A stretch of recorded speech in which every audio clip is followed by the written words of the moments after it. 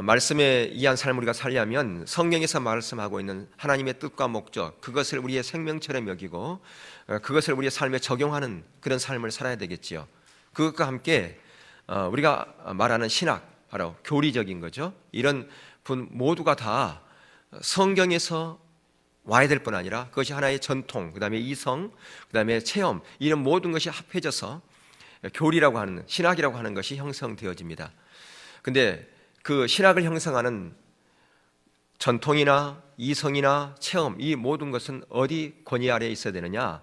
성경의 말씀의 권위 아래에 있어야 된다고 하는 것이죠. 그래서 우리가 지난 시간에 말씀과 성경과 전통에 대한 부분을 살폈습니다. 전통 소중하지요. 근데 그 전통에 대한 그 부분도 성경 말씀으로부터 나와야 되고 성경의 권위 아래 있어야 될 때 문제가 없다라고 하는 것입니다. 오늘은 우리가 살펴보려고 하는 것은 그 이성에 대한 부분입니다. 이성, 합리적인 사고 매우 중요합니다. 특별히 현대적인 학문을 공부하는 저와 여러분에게는 이 합리적인 사고, 이성이 매우 중요하고 또 그것을 중요성을 또 학교에서부터 모든 학문에서부터 배워갑니다. 또 과학적인 어떤 접근이라든가 논리적인 접근, 이 모든 것은 다 이성적인 접근이고 합리론에서 나오는 그런 접근이기 때문에 우리가 하나님의 말씀을 바로 분별하는 데 있어서도 바로 이런 이성적인 부분, 이게 필요하기 때문에 우리의 체험보다도 이성을 앞에 두었어요. 우리의 체험보다 더 앞선 것이 이성이죠. 우리의 상식적인 것을 통해서 신앙생활을 해야지 우리의 체험이 더 앞서가면 안 된다라고 하는 것입니다. 그래서 체험보다도 이성이 더 앞서요. 그런데 문제는 뭐냐면 이 이성이, 이 합리적인 사고가 말씀보다, 성경보다 앞서는데 많은 문제가 생긴다라고 하는 것입니다. 특별히 합리적인 이런 사고가 성경에 가게 되면 그것이 매우 합리적이고 또한 그것이 우리가 봤을 때 야, 그게 타당하다라고 할지 모르지만 그것을 통해서 성경 말씀을 거역할 수 있다라고 하는 것이죠. 그 한 예가 뭐냐면 바로 자유주의 신학이 뭐냐면 합리적인 사고에서 온 거예요. 오늘날 WCC 문제라든지 또 에큐메니칼 어떤 교회 일치라든지 종교 일치라든지 이런 부분이 다 어디서 온 거냐면 이 합리적인 사고에서 온 거예요. 많은 사람들이 생각하기를 모든 종교가 하나지 그게 왜 기독교만 구원이 있다라고 얘기하느냐라고 하는 것이죠. 그래서 어떤 사람들은 구원은 예수 그리스도뿐만 아니라 불교에도 구원이 있고 마음에도 구원이 있고 뭐 무당대도 구원이 있다 그렇게 얘기를 해요. 그래서 다 길은 다르지만 결국 궁극적인 도착하는 곳은 똑같지 않느냐. 그래서 모든 교회가 일치돼야 된다라고 그렇게 얘기를 합니다. 그러면 합리적인 사고를 갖고 있는 사람들은 맞아 그렇지. 기독교는 너무 편협해. 기독교의 어떤 교회에서 그렇게 얘기를 하면요, 야, 저 교회는 진짜 저기 목사님은 정말 센스 있어 라고 사람들이 박수를 치고 사람들이 거기에 호응한단 말이죠. 이게 바로 뭐냐면 자유주의 신학이 여기서 나온 거죠. 그래서 성경에 나와 있는 동령의 탄생이라든지 또한 홍해를 건넌 거라든지 이런 것을 다 신화화라고 생각을 해서 비신화화 작업을 합니다. 그래서 성경에 우리의 합리적인 사고로 이해 못하는 것들은 다 걸러내버리는 거죠. 그러니까 뭐만 남으냐? 성경은 단순히 우리에게 몇 가지 윤리적인 교훈에 불과하는 것이 되어버린다고 하는 거예요. 그게 바로 자유주의 신학인 것이죠. 근데 이런 게 사람들에게 통합니다. 우리는 합리적인 이성을 갖고 있기 때문에 이런 부분을 많이 사람들이 선호하고요, 그걸 받아들인다라고 하는데 문제가 있습니다. 또 하나는 뭐냐면 이성이 성경 이루 가면 하나님의 말씀을 거역하는, 불순종하는 자리로 가게 되어 있습니다. 세상의 모든 권세는 오늘 본문에처럼 어디서 나왔다고요? 하나님으로부터 모든 권세가 나왔다고 하는 것입니다. 그래서 하나님을 섬기고자 하는 저와 여러분은 반드시 하나님의 권위를 바로 알아야 되는 겁니다. 최초의 하나님의 권위를 도전한 자가 누구였습니까? 바로 루시퍼였잖아요. 음악을 담당하는 천사장 그 루시퍼가 이사야서에서 보면 하나님과 동등되려고 하나님께 거역했어요. 그러다 보니까 그가 쫓겨나서 뭐가 됐나요? 우리 잘 아는 것처럼 사단이 된 거 아니겠습니까? 그러니까 최초에 하나님께 거역한 것이 누구냐? 사단이었다라고 하는 것입니다. 오늘날 많은 사람들이, 많은 그리스도인들이 교리적으로는 하나님을 바로 섬긴다고 그렇게 얘기를 해요. 그런데 그리스도의 권위에 순복하는 일을 소홀히 함으로 말미암아 하나님 편에 서기보다는 어디 편에 서느냐 하면 사단의 편에 서는 경우들이 종종 있습니다. 그러니까 교리적으로는 하나님을 믿는다고 그래요. 근데 이 하나님이 세운 권위에 대해서 잘 모르다 보면 자기는 하나님을 잘 믿는다고 하는데 잘못하면 하나님 편에 서기보다는 사단의 편에 설 수 있다라고 하는 것입니다.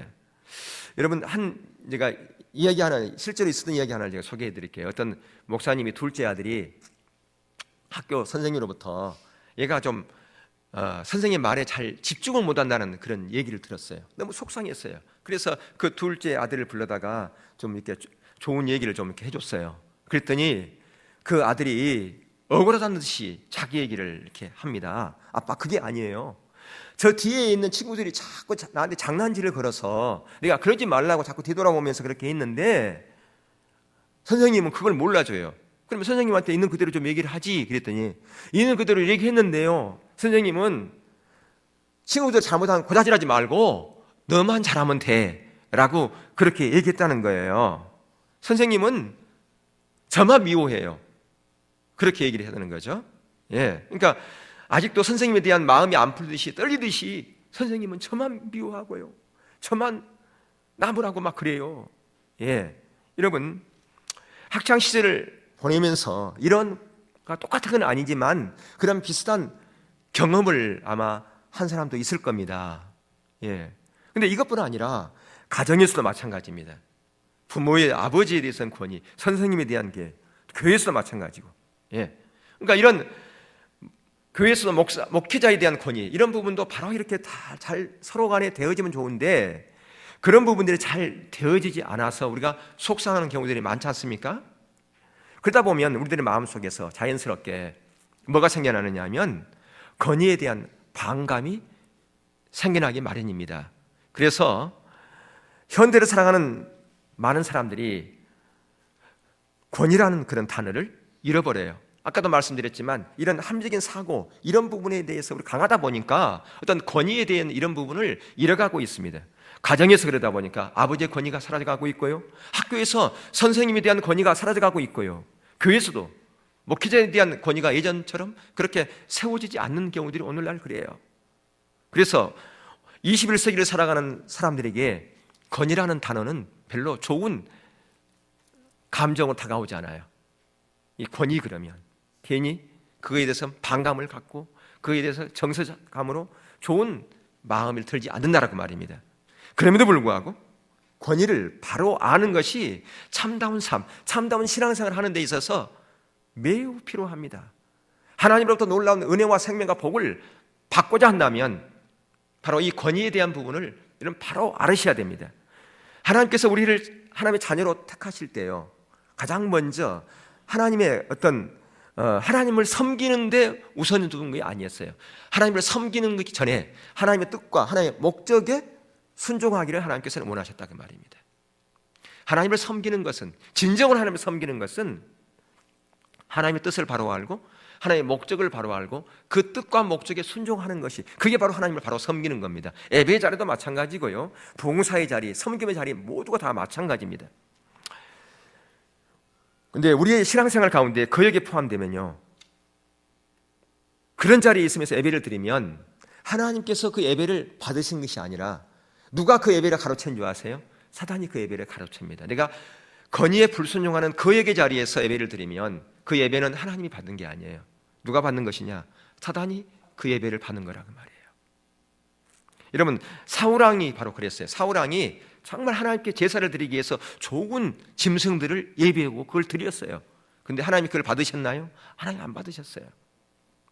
왜요?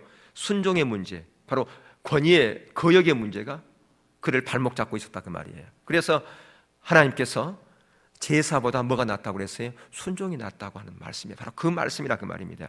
사무엘상 15장 23절에 보면 하나님은 이런 말씀을 하셨어요. 거역하는 것은 사술의 죄와 같고 안구한 것은 사신의 우상에 절하는 죄와 같다라고 이렇게 얘기했어요. 바로 하나님의 권위를 무시하는 것은 하나님 자신을 무시하는 행동이기 때문에 거역하는 것은 사술의 죄와 같고 안구한 것은 사신의 우상에게 절하는 것과 같다라고 이렇게 강력한 표현을 하고 있다고 말이에요. 나는 하나님 앞에 예배드리지? 사단에게 예배드린 게 아니잖아요. 우상에게 예배드린 게 아니잖아요. 그런데 거역하는 그런 마음을 가지고 예배 자리에 나오면 그것은 사수리의 지혜와 같고 안고한 것은 사신 우상에게 절하는 것 같다. 그렇게 성경을 말씀하고 있다 그 말입니다. 여러분, 예수님도요 이런 부분을 너무너무 소중히 여겼어요.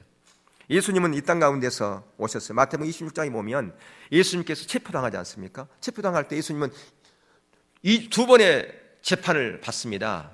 이중적인 재판이 거기 기록되어 있어요. 하나는 정치적인 재판이고요. 한 번은 종교적인 재판입니다. 그래서 그가 빌라도 앞에서 정치인 재판 앞에 있을 때는 그런 아무런 답하지 않았어요. 왜냐하면 예수님은 바로 이 빌라도 앞에서 세상의 권한, 그 관할권 아래 예수님은 있지 않았기 때문에 아무런 답도 하지 않았어요. 그런데 제사장 앞에서는 달랐어요. 제사장 앞에서는 그가 대답하지 않습니까? 왜냐하면 제사장을 세운 하나님이 세운 권위이기 때문에 예수님은 그 권위에 순복했어요. 예수님이지만 하나님의 권위로 제사장, 그가 불의한 제사장이었지만 그 권위에 순복했다 그 말이에요. 예수님도. 이것이 바로 권위에 대한 복종이에요. 영어 성경은 봉사, 섬김 다 50 그러잖아요. 예배라고 그러지 않습니까? 그러니까 우리가 참된 예배, 섬김도 참된 예배가 되려면, 봉사하는 것도 참된 예배가 되려면 바로 이러한 권위를 바로 알 때에 참된 봉사가 되고 섬김이 되고 예배가 되는 거예요. 이런 마음의 자세가 없이 섬기고 봉사한다. 그것은 하나님께 섬기는 게 아니고요, 하나님께 봉사하는 게 아니고요, 하나님께 예배드리는 게 아니라 그 말이에요. 그렇기 때문에 참다운 우리가 예배자가 되려면 권위를 바로 이해하는 것이 정말 필요합니다. 권위의 반역적인 정신을 가지고 예배를 드리면요, 하나님을 무시하는 행동이 되어버린다 그 말이에요. 그래서 세상의 원리에는 세상에 두 가지 원리가 있는데, 하나는 하나님의 권위의 원리와 사단의 권위의 원리예요. 사단의 거역의 원리와 하나님의 권위에 순종하는 원리, 이 두 가지 원리가 세상 가운데 있습니다. 여러분, 반역적인 사람이, 이런 마음을 갖고 있는 사람, 부정적인 마음을 갖고 있는 사람이, 거역하는 마음을 갖고 있는 사람이 봉사하면 누가 기뻐하느냐? 하나님이 기뻐하는 것이 아니라 사단이 기뻐한다 그 말입니다. 왜냐하면 그 사람 속에 사단의 원리가 있기 때문에, 거역의 원리가 있기 때문에 그렇다고 하는 거예요. 여러분, 인간의 타락도요, 하나님의 이 권위에 불순종하는 데부터 인간의 타락이 시작되었어요. 하나님은 아담을요 하나님의 권위 아래 두시고 하와는 아담의 권위 아래 두었어요. 그런데 하와는 아담에게 순종하지 않고요, 그가 보기 좋은 그 선악과를, 탐스러운 그 선악과를 스스로 결정해서 그가 스스로 먹었다 그 말입니다. 하와는, 그러니까 여기서는 하와가 행동한 그 행동은요, 가장 먼저는 하나님의 명령에 불순종했을 뿐 아니라 아담에게도 불순종했다고 하는 거예요. 하와는 하나님의 권위 아래 놓여 있을 뿐 아니라 하나님의 명령으로 또한 아담의 권위 아래 놓여 있었어요. 그러니까 이중적인 권위 아래 놓여 있는 거예요. 우리 모두는 다 이중적인 권위 아래 놓여 있습니다. 하나님의 그 권세 앞에 있고요, 또 하나님이 세운 그 권위 아래 우리는 있다 그 말이에요. 우리는 그래서 이중적인 권위 아래 우리는 있는 것이죠. 그렇기 때문에 우리는 이 이중적인 권위에 그리스도인들은 순종할 때 그것이 올바른 순종이라 그래요. 나는 하나님께 순종해. 그런데 이중적인 권위에 있는 그 하나님이 세운 권위에는 불순종한다. 그건 불순종이에요. 똑같이. 그러니까 많은 사람들이 우리의 인간의 합리적인 이성, 이 이성을 따라가다 보니까 이런 부분에 대해서 잘 이해가 안 가는 거예요. 아니, 하나님의 권위에만 순종하면 되는 것이지, 내가 하나님 앞에만 잘하면 되는 것이지, 무슨 하나님이 세운 권위에 무슨 순종할 필요가 뭐 있어? 라고 얘기한단 말이죠. 그것은 뭐냐면 성경을 무시하는 행동이에요. 성경은 그렇게 말씀하고 있지 않거든요. 성경은 이중적인 권위에 대해서 말씀하고 있다고 하는 것입니다. 그렇기 때문에 우리가 합리적인 어떤 사고의 이런 틀에서 성경을 보면 성경의 진정한 의미를 깨닫지 못합니다. 영적인 분별력을 상실해버려요. 대개 보면 합리적인 사고, 자기 틀이 강한 사람들이 이런 자리에 가는 경우들은 많아요. 그래서 오늘날 교회에 분열이 있고 다툼이 있고 그런 일들이 왜 그런가? 바로 이런 합리적인 사고가 우리 가운데 나도 모르는 순간에 우리 교회 안에 들어왔기 때문에 그렇다고 하는 겁니다. 모든 권세들은 하나님으로부터 온 이상 우리는 그 모든 권세들에게 순종하는 법을 배워야 된다라고 하는 겁니다. 세상에 세운 권세도 하나님이 세운 권세지요. 그러니까 세상의 권세도 우리가 함부로 비방하거나 판단하면 안 된다는 말이에요. 그런 면에서. 그래서 교회 공동체인 저와 여러분은 하나님 자신에게는 물론 하나님이 임하는 권세들에게 순종하는 자리에 있어야 된다는 것은, 그래야 바로 우리가 자신이 바로 설 수 있는 겁니다. 바로 내가 하나님의 은혜와 생명을, 복을 받게 되는 거예요. 만약 그렇지 않으면 하나님으로부터 주시려고 하는 모든 은혜와 생명, 복을 누가 가로채버리냐? 사단이 가로채버린다 그 말이에요. 내가 아무리 기도하고 아무리 헌신하고 아무리 하나님 앞에 많은 부분을 드렸다 할지라도 그것은 하나님의 은혜로 자리로 가는 것이 아니라 바로 사단이 그 가운데 장난을 치기 때문에 내가 수고하는 모든 수고가 헛수고가 되어버린다라고 하는 것을 우리는 기억할 필요가 있습니다. 그렇기 때문에 머리를 센 주님의 권위가 영적인 질서 안에서 바로 세워질 때 하나님의 뜻이 우리 가운데 세워져, 그때가 많이 하나님 나라가 아름답게 세워져 간다 그 말입니다. 그래서 우리는 세 가지 부분을, 구약의 부분 예를 들어서 살펴보려고 그래요. 구약의 이러한 부분이 여러 군데 나옵니다. 근데 오늘은 세 가지만 살펴보려고 해요. 가장 먼저는 함에 대한 거역입니다. 창세기 9장 20절에서 27절 말씀 한번 보시겠습니다. 여러분들이 함정이 이성적으로 이걸 판단하면 안 돼요. 여러분의 마음에, 우리는 함정인 이성적인 생각을 갖고 있기 때문에 이런 부분을 얘기하면 또 마음속에서 불편한 마음이 있어요. 그 불편한 마음은 절대 여러분들이 그걸 가지고 있으면 여러분의 유익이 안 된다고 하는 거예요. 왜? 성경, 내가 감정에 동의하는 것이 아니라 진리에 동의하는 자리로 갔을 때 하나님의 은혜가 부어. 그게 내가 살 길이고 내 가정이 살 길이고요, 내 자녀가 살 길이에요. 왜 그런지를 또 살펴볼 거예요. 왜 그런지를. 그것은 남뿐만 아니라 내 자녀에게까지 그게 미치기 때문에, 내 후손에게까지 그게 미치기 때문에 그렇습니다. 자, 20절에서 27절 거기 보면 거기에 이제 종이 된다고 하는 것을 한번 여러분들이 한번 보세요. 몇 번 나오는가. 자, 20절 시작. 노아가 농사를 시작하여 포도나무를 심었더니 포도주를 마시고 취하여 그 장막 안에서 벌거벗은지라. 가나안의 아버지 함이 그 아버지의 하치를 보고 밖으로 나가서 그의 두 형제에게 알림해 셈과 야벳이 옷을 가져다가 자기들의 어깨에 메고 뒷걸음쳐 들어가서 그들의 아버지의 하체를 덮었으며 그들이 얼굴을 돌이키고 그들의 아버지의 하체를 보지 아니하였더라.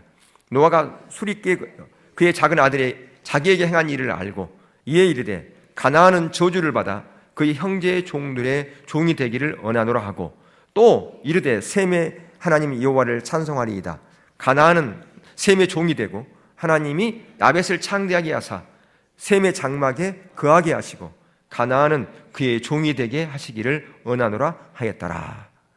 하나님의 계획 속에는요, 노아가 그 가정의 머리였고 당시 세계의 머리로 삼으셨어요. 근데 이러한 노아가 지금 큰 실수를 하고 있습니다.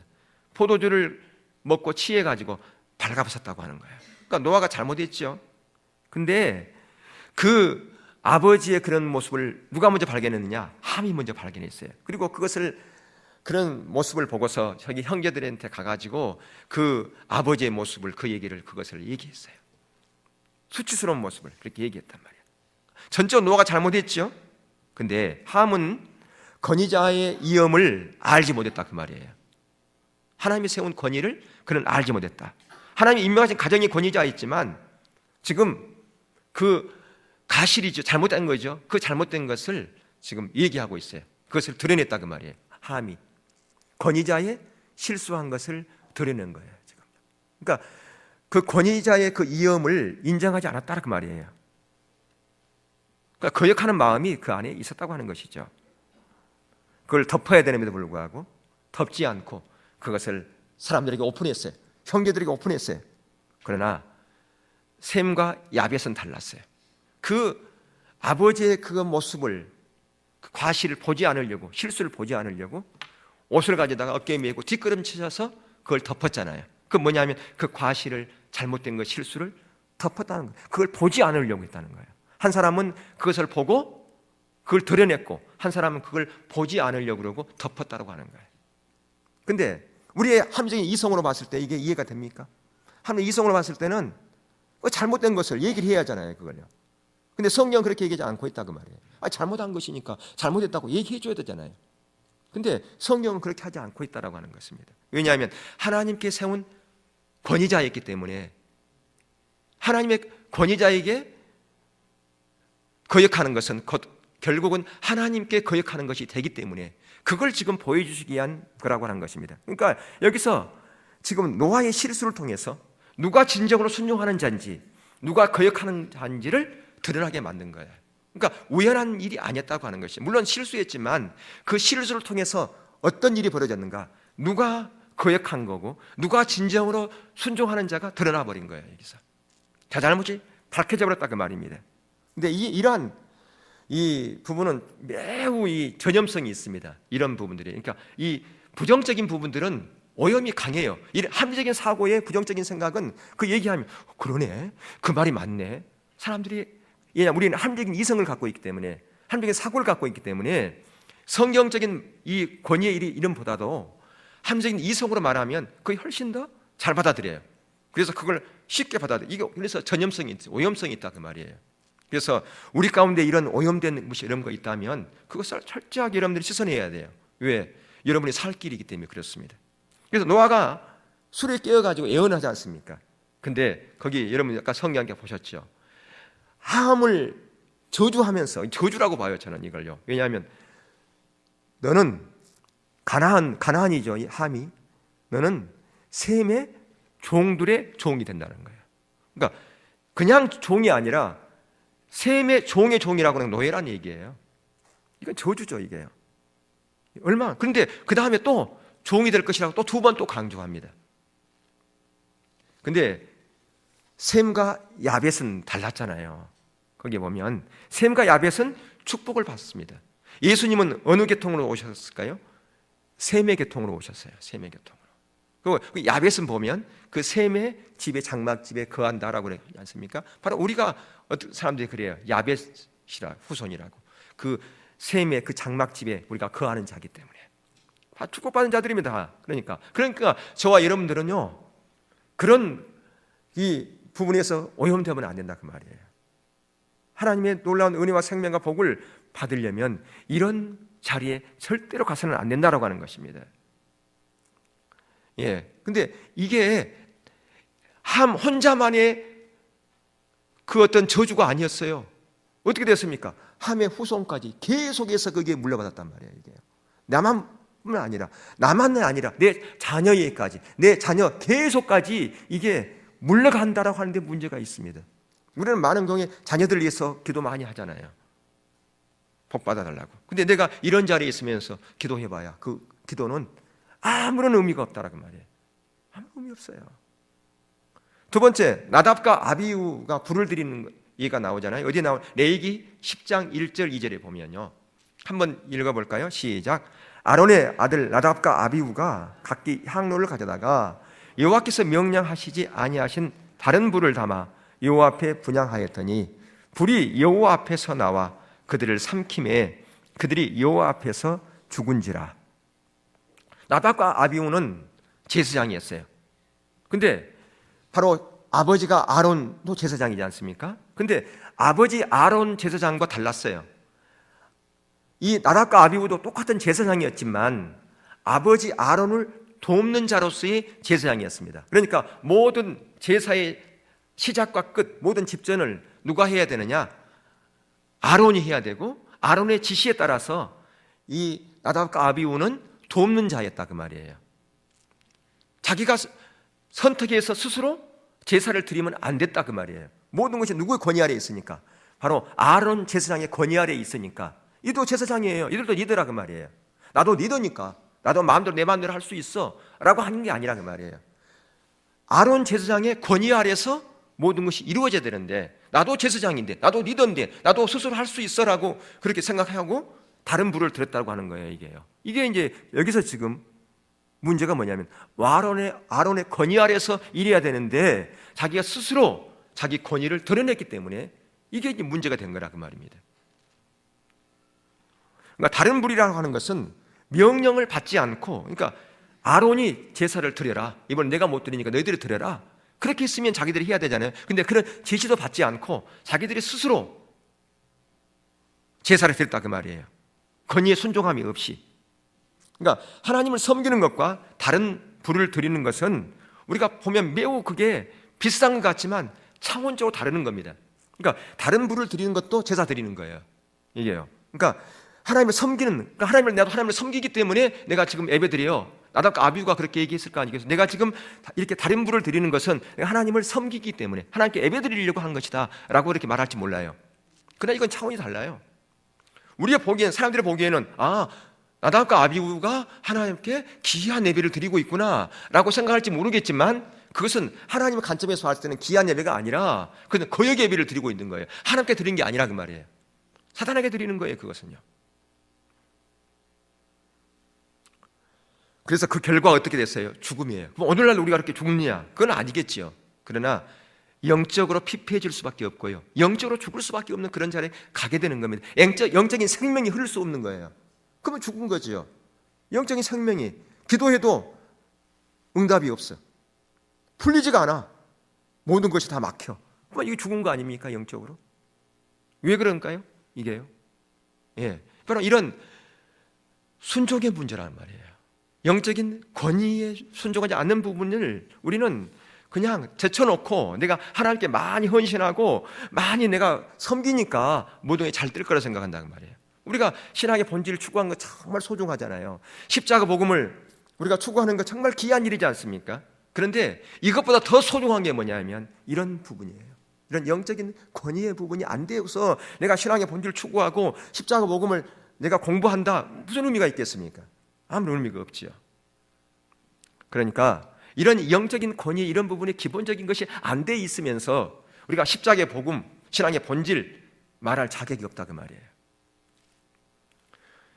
그래서 권위를 이임받은 자가 하나님을 따르듯이 권위에 예속된 사람들은 반드시 하나님의 그 이임된 권위를 따라가야 된다 그 말입니다.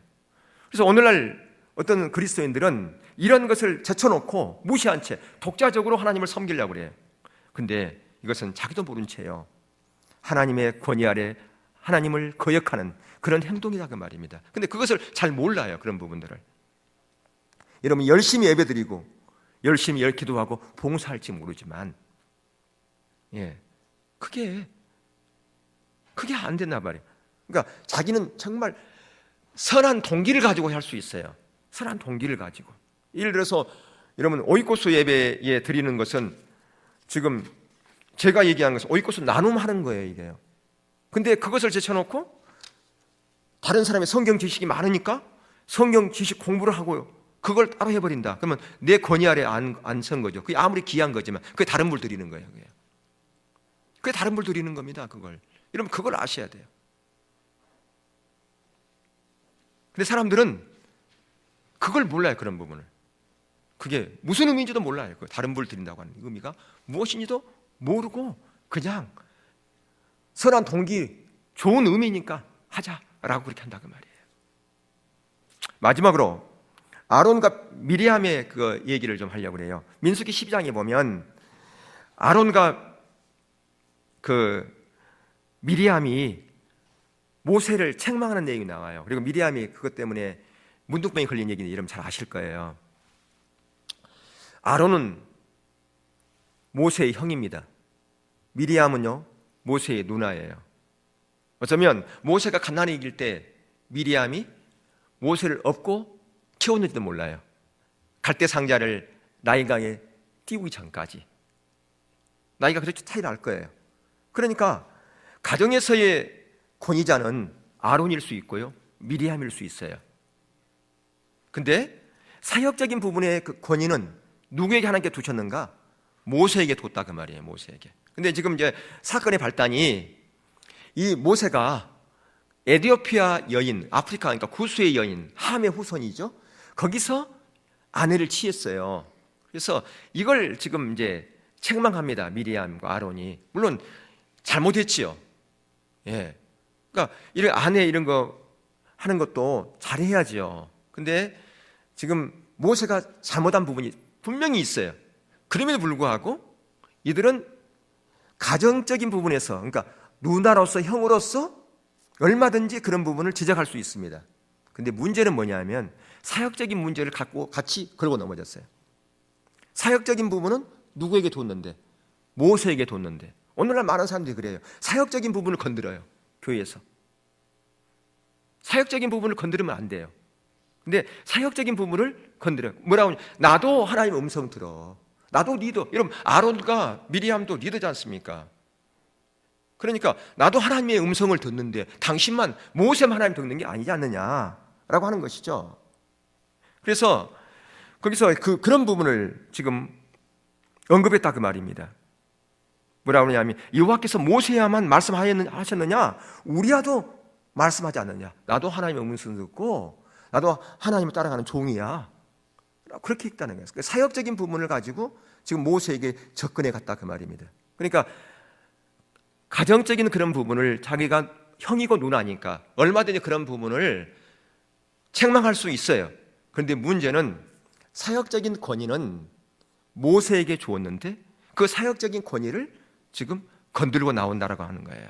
그것 때문에 하나님께서 화가 나신 거예요. 자, 그래서 권위의 반향적인 부정적인 말들은 여러분 이게 내가 부정적인 말하는 거, 행동하는 거 이것만으로 이게 거역이 아니에요.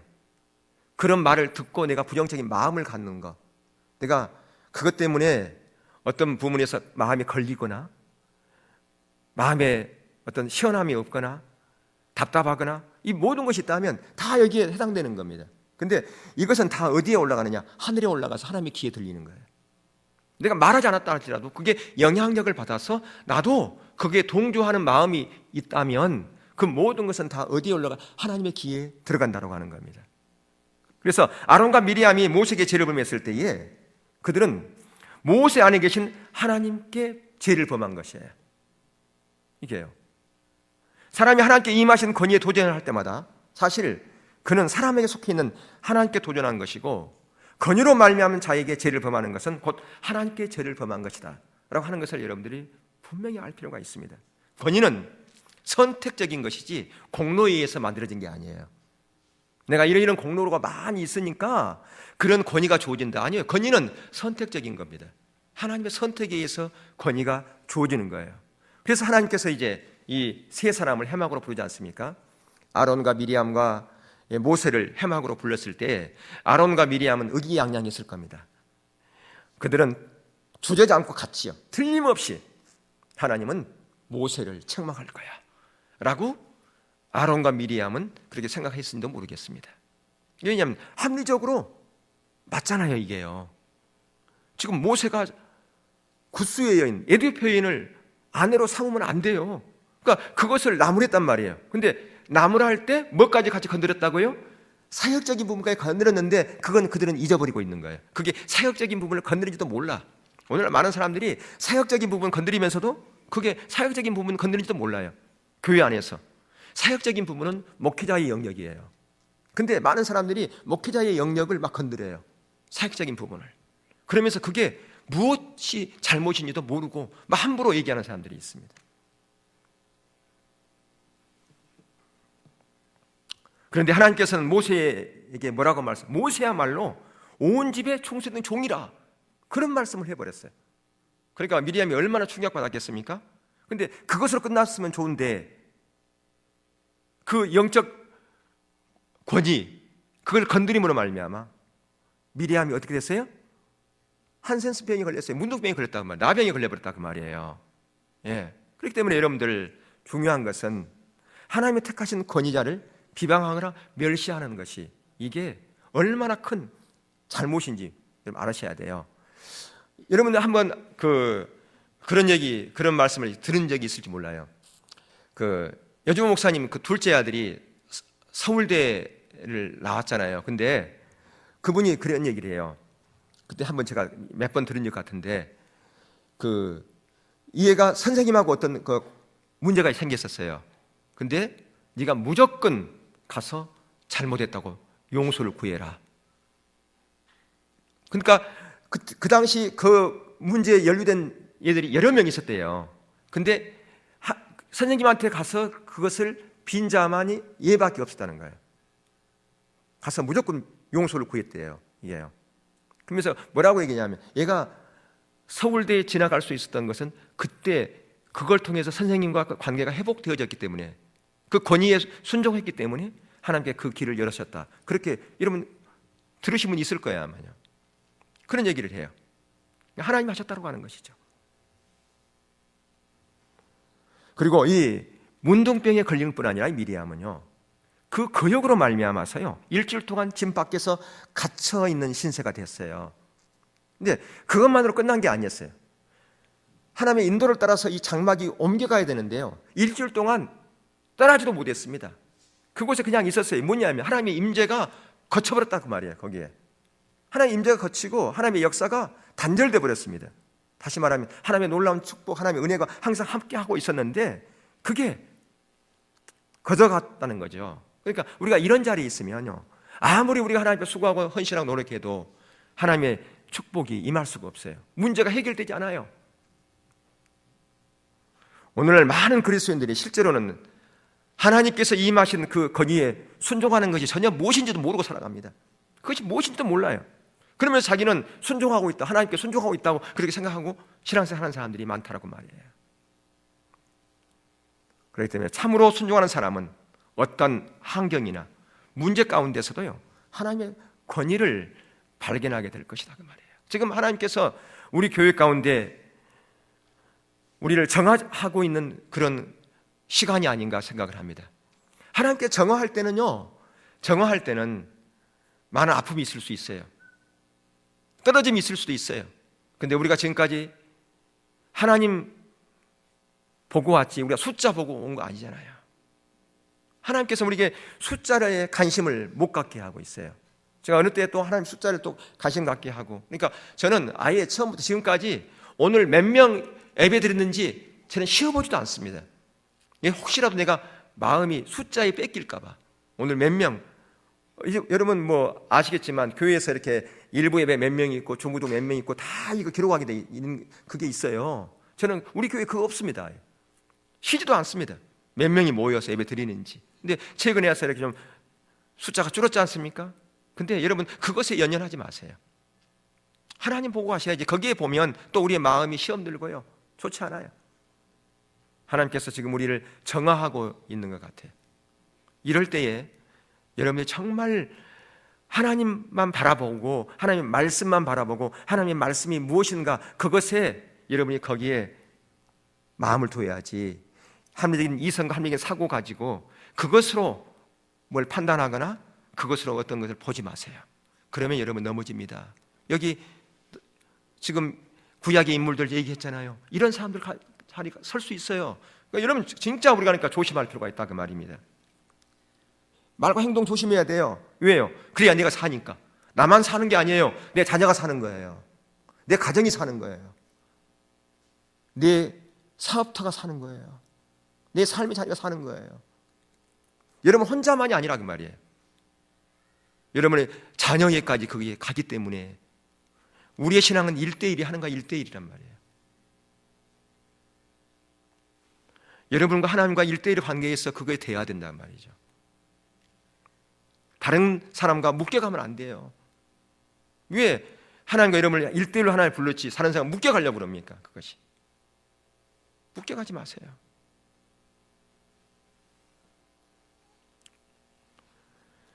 우리 교회가 하나님의 놀라운 비전, 하나님의 약속, 그걸 하나님께 주었지 않습니까? 그걸 주었을지라도 단 한 사람의 거역을 통해서 그 공동체가 오염되어지면요, 그 하나님의 뜻이 순식간에 다 사라져버릴 수 있습니다. 한 사람으로 통해서도요. 왜냐하면 이 일한 것은 오염성이 있기 때문에 그래요. 그러니까 우리 한 사람 한 사람이 소중한 거예요. 다른 사람이 어떠한다 할지라도 나만이라도 중심을 잡겠다라고 하는 그런 마음가짐을 여러분이 가져야 됩니다.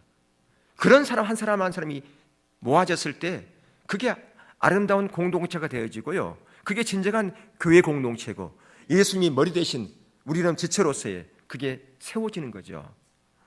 그래서 원하기는요, 저와 여러분 모두가 다 하나님이 세운 그 권위, 영적인 그 질서를 바로 깨달을 수 있기를 주의 이름으로 축복합니다. 그걸 깨달을 뿐 아니라 하나님이 기뻐하는 자리가 어딘가, 하나님이 원하시는 자리가 어딘가, 거기에 여러분이 설 수 있기를 축복합니다. 그래서 하나님께서 이 시대 가운데 주시고자 하는 하나님의 은혜와 그 생명의 복을 여러분뿐만 아니라 여러분의 자녀, 여러분 가정까지도, 여러분 기업에까지도 그게 받아야 되지 않겠습니까? 그랬을 때 하나님께서 기뻐하시죠. 하나님은 저와 여러분이 다 하나님의 자녀로서의 삶이 복된 자리에 있기를 원하는 거예요.